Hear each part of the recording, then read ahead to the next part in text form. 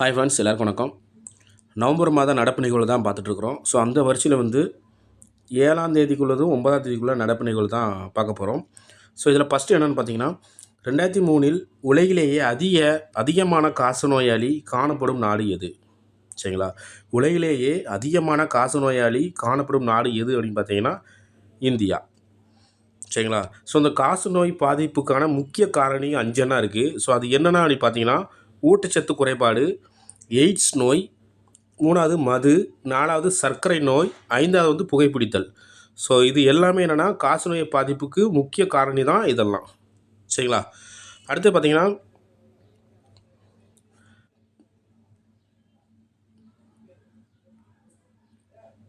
காவிரி நீர் மேலாண்மை. சரிங்களா? காவிரி நீர் மேலாண்மை ஆணையத்தின் தலைவர் யார்?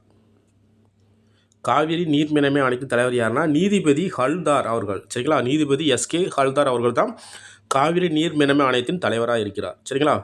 அடுத்தது அதிபராக, அதாவது அமெரிக்க அதிபராக தேர்வு செய்யப்பட்டவர் யார்?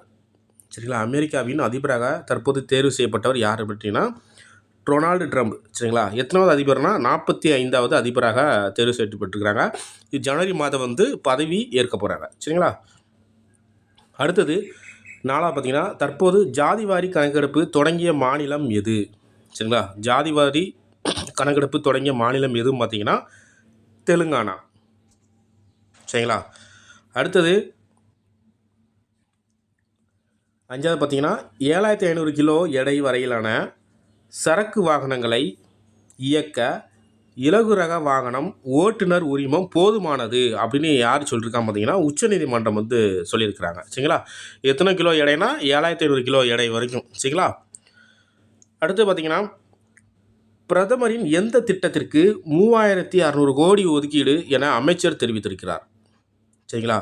அதாவது பிரதமரோட எந்த திட்டத்திற்கு 3600 கோடி ஒதுக்கீடு செஞ்சுருக்கிறாங்க அப்படின்னு பார்த்தீங்கன்னா வித்யா லக்ஷ்மி அந்த ஒரு திட்டத்திற்கு தான் 3600 கோடி ஒதுக்கீடு செஞ்சுருக்கிறாங்க. அது எதுக்கு பார்த்தீங்கன்னா உயர்கல்வி மாணவர்களுக்கு எளிதாக கடன் கிடைக்கணும் அப்படிங்காட்டி தான் இந்த திட்டம் உருவாக்கியிருக்காங்க. அதுக்கு 3600 கோடி ஒதுக்கீடு செஞ்சுருக்கிறாங்க.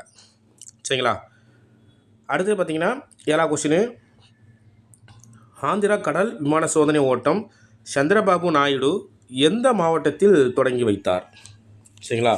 எந்த மாவட்டத்தில் தொடங்கி வைத்தார் பார்த்தீங்கன்னா விஜயவாடா எந்த மாவட்டத்தில் தான் தொடங்கி வச்சுருக்கிறாங்க. ஸோ இந்த சோதனை ஓட்டம் எந்த இடத்துலேருந்து எந்த இடத்து வரைக்கும்னா பார்த்தீங்கன்னா பிரகாசம் அப்படிங்கிற ஒரு அணை சரிங்களா? பிரகாசம் அப்படிங்கிற ஒரு அணையிலிருந்து ஸ்ரீசைலம் அந்த ஒரு அணை வரைக்கும் இந்த சோதனை ஓட்டம் தொடங்கப்பட்டிருக்கு. சரிங்களா?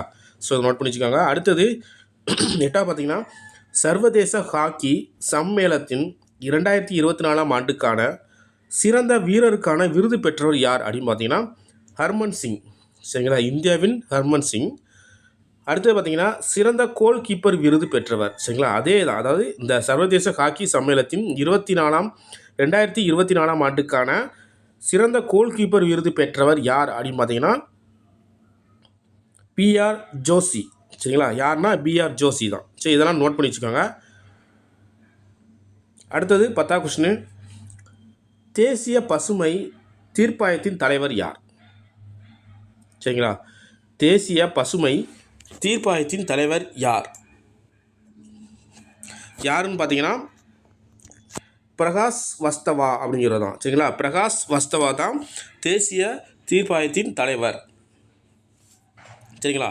அடுத்து பார்த்தீங்கன்னா, தேசிய சட்ட உதவி ஆணையத்தின் செயல் தலைவர் யார்? சரிங்களா? தேசிய சட்ட உதவி ஆணையத்தின் செயல் தலைவர் யார் அப்படின்னு பார்த்தீங்கன்னா சஞ்சீவ் கண்ணா.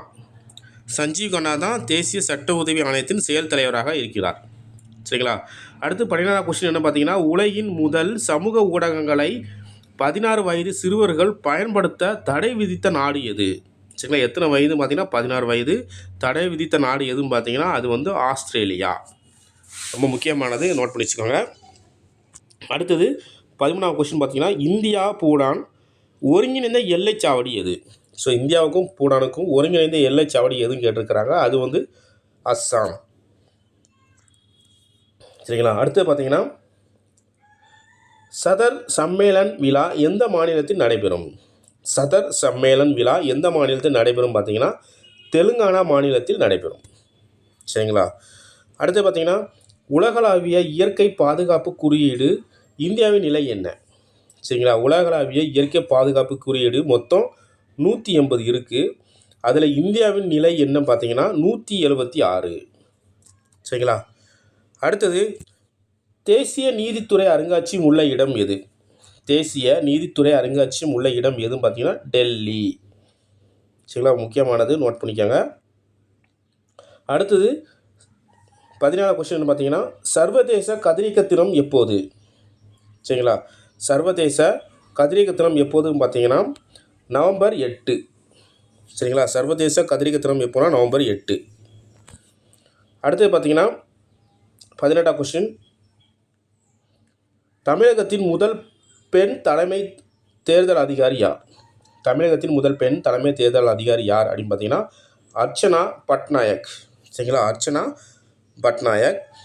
அடுத்து 19 கொஸ்டின் பார்த்தீங்கன்னா 6000 வருட பாரம்பரிய பழமையான ஜாஸ்பர் சாட் எனப்படும் கற்கள் கண்டுபிடிக்கப்பட்ட இடம் எது? சரிங்களா, ஜாஸ்பர் சாட் என கற்கள் கண்டுபிடிக்கப்பட்ட இடம் எதுன்னு பார்த்தீங்கன்னா வெம்பக்கோட்டை.